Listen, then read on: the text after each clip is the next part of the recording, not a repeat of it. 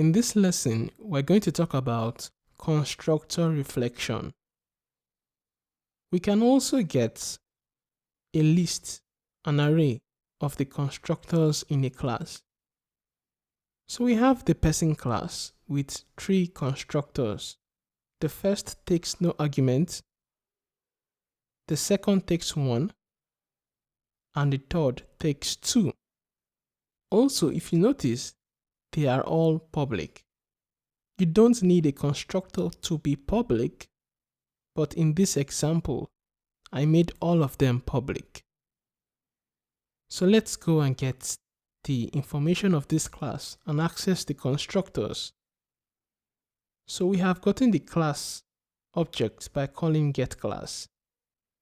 To get the array of constructors, I can use getDeclaredConstructors or getConstructors.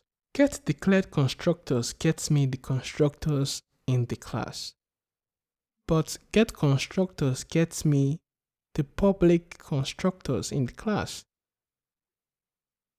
Since all the constructors are public, I just decided to use getConstructor. So in this example, you could use either. Now let us loop through this constructor variable and access each constructor.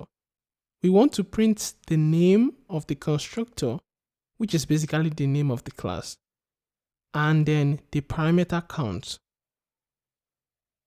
The first constructor doesn't have any parameter, the second has 1, and the third has 2. Let us use var here instead of specifying the variable type again. When we run it, we can see that the first printout new person created was printed out because of the default empty constructor printout when we created a new person object. So it printed out the 3 constructors and their corresponding parameter numbers. We can use another method called getConstructor. Take note, not getConstructors, but getConstructor. We handle the exception. GetConstructor is trying to get a particular constructor, but you don't need to specify the name. What this is going to do is, it is going to the class to get the constructor that accepts no argument. That is what this does. Now, you can get information about that constructor, or you can create a new instance of that class using the constructor you just got. So the particular constructor we are going to be using is the one without any parameter. How do I know that? Because when I called getConstructor, I didn't specify the parameter. Let's run it. Now, you see new person created and then another call, new person created.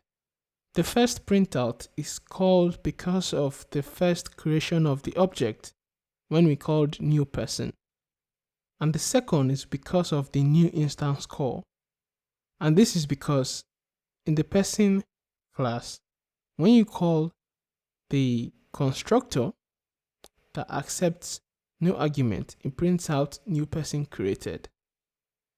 So how about, let's say I actually wanted to use the constructor that accepted 1 argument, in this case a string. When I call getConstructor, I will tell it that the constructor I am calling accepts a string, so I will say string.class. Now, because I am saying string.class, that means when I am calling new instance, I need to pass in the argument that will represent that string. So when we run this, you can see new person created. That first line represents the initial person object. Then we see new person, name, Lemubit. This is printed out when we call the second constructor, we used the second constructor to create a new person object. How about the third constructor? The third constructor accepts a string and an int, and then prints out new person, name, and age. So if you can guess that, I am going to tell it to collect a string and an int, and then pass in a string and an int value. So when the new instance is being created, it will use that particular constructor. When we run it, we see new person created, of course, because of the first person. And then we see new person, name Lemubit, age 7. That is because this new instance call called that third constructor.